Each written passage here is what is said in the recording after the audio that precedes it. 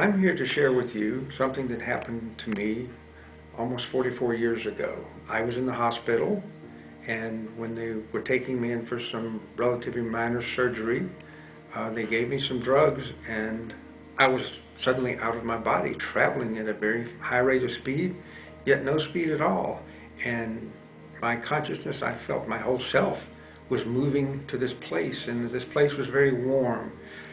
White, the brightness was just intense, but the most profound thing was this feeling of being loved. It wrapped around me and loved me intensely. That's all I remembered for many years, until about 10 years ago. I'd read a lot of books but didn't connect with it. I began to connect with it through other people who had had similar experiences, to an organization that studies them called IONS. And I began to find that I resonated with these people, that they understood and I understood them just meeting them. And in the last 10 years this has evolved, and I've come to find out that many things in my life now make more sense. What I really want to share deeply is this whole lifetime I've struggled with neglect and abandonment. I had both parents, a house, and what would be considered the average family situation, except that unfortunately, or for whatever reason, my parents never nurtured me. They never gave me the love and the nurturing that I needed. So for much of this lifetime I have felt very alone and abandoned.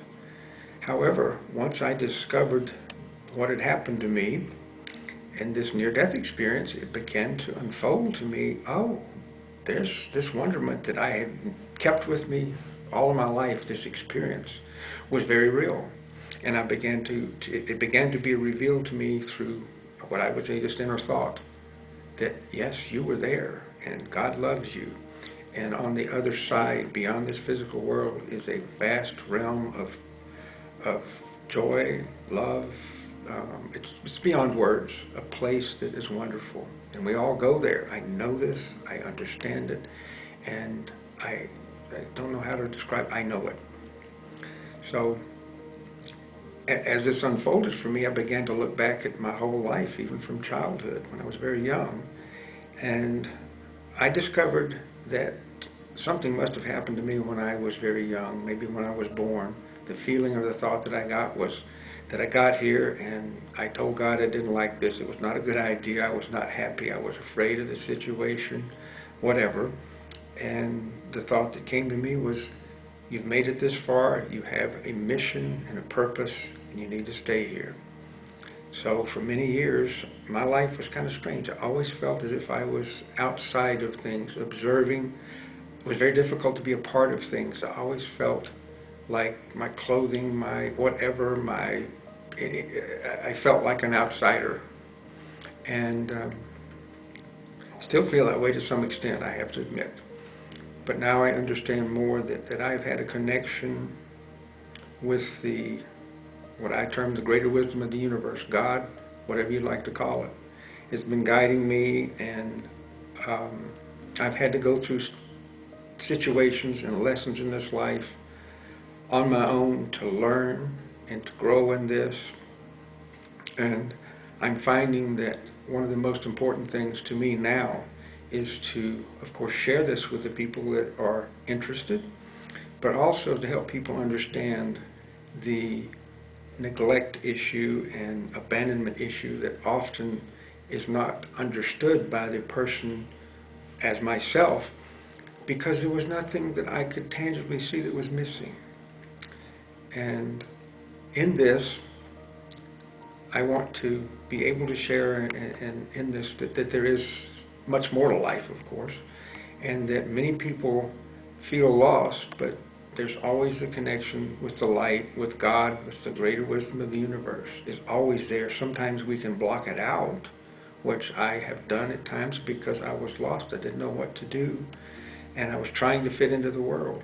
I now find that my life does fit into the world in many ways, but I'm also connected with the light, and the light loves me and guides me, and I'm here for a short time, comparatively, in this body, to do what I can do to learn my own lessons, as well as to be here to serve others, to impart to others the love of the light, the joy of the light, and that heaven, if you want to call it that, the other side, is a wonderful and joyous place, and it's a place where we all can return to and do return to in our own time, in our own space. There's been many struggles. I'll go back in just a few things that happened to me when I was a teenager. One instance was a girlfriend I had, and I was very distraught over our separation and the breakup of our little our relationship. I cried, and it really upset me, and for years I felt very upset about this. Then when I contacted this lady 10 years ago or so, and we were just talking, and she asked me about, had I heard what happened to her son? I said, well, no. She said, well, he was killed. And immediately I felt tremendous sadness, but at the same time a strange relief.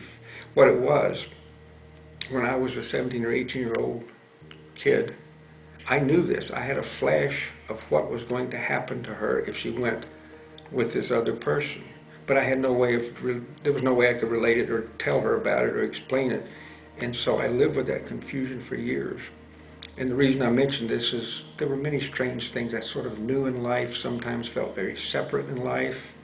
I spent a lot of time sitting in the classroom in elementary and high school, but I wasn't there. The body was there, but my consciousness was someplace else. And I didn't understand that, didn't really think much about it until later I was able to look back at it and see that that was just the way I was, and that many times because I was empathic, meaning I could feel other people's energy, sense things, I got very uncomfortable, and so I would just, my consciousness, my spirit, if you want to call it that, would leave and go, sometimes out the window, off, daydreaming, whatever you'd like to call it. So this went on for years, and it's been a rough road, but I recognize too that I've learned a lot of lessons, and I had to go through a lot of this. I returned from the enfoldment in the light with only the remembrance of going to a place that loved me and deeply, deeply loved me. And I didn't want to come back, but suddenly I was back, having to face life with just this remembrance. And this remembrance stuck with me for years. It was just there. It was very real. It was as if I could close my eyes and it was happening again. And only recently did I understand, and in a sense was revealed at an inner level, Spirit revealed to me that I wasn't supposed to know these things and had to walk through life and struggle to learn my lessons. So this I'm sharing with you just to let you know of my experience. Something I've also discovered is the ones of us that I've met and are very dear friends have had their experiences, and their experiences are unique and personal, subjective, if you'd like to call it that. Each person goes through what they need to go through for their lessons and their learning in life. And it's emphasized to me our individuality, but then when I think about the connection on the other side, there's a unity and a oneness that I can't find words to explain. And I recognize it in other people that have had this experience, and that's what brought me to the understanding, was feeling and understanding other people had been there too, and I just knew what they were, what had happened, what they were thinking, what they were feeling, and it's a very powerful and strong connection. So again, I just wanted to share this, and it's been a joyous understanding, and the other side is just beautiful and wonderful, and there really aren't words to describe this or the other side, and it's a wonderful, beautiful place, and it's a wonderful life here. Sometimes the road's rough, but we're here to learn our lessons. Thank you. Bless you.